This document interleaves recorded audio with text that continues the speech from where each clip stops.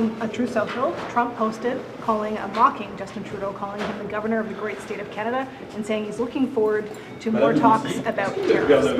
What do you think of that? And is your message really cutting through if he's still posting this? Well, it sounds like we're living in an episode of South Park. Look, my focus is I try to deal with issues that are of concern for my country and for my portfolio.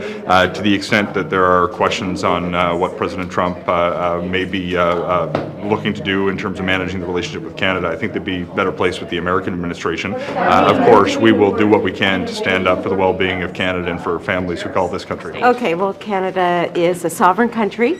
I am very proud to be Canadian. Well, what do you make of the fact that President and to be the Member of Parliament from Oakville, Ontario, Canada? We have to continue to remember that Canada is a sovereign country and that we should all be proud to live in an incredible country. We are responsible for ensuring the sovereignty, the security, the protection, the well-being of Canada. That's our focus. And I think that should be everyone's focus. Well, I think that Canadians have an expectation of the government being responsible and being mature and protecting Canadian interests. It doesn't much matter what else happens in the world. It's about how you comport yourself. I think, we found this in all of our lives. We've been confronted with difficult circumstances.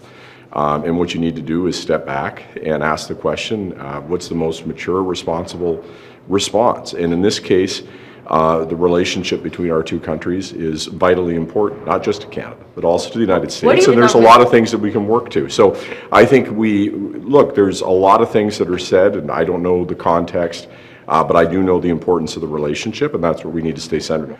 Well, I don't know the context. What I do know is that we live in a time that's incredibly challenged. I mean, look, just in the last 2 weeks, what we saw in South Korea, in Georgia, in Syria, this is a time that is the most deeply consequential and serious time, I think, since the end of the Second World War. And it requires, by all leaders, a deep maturity. And I think we're trying to do that. I think levity. No. And I said, but you're not. No. That's not what I'm saying. I'm saying I think that it is absolutely fair that within that the jokes are made and you try to have levity. And I'm sure that that's the context in which this has happened.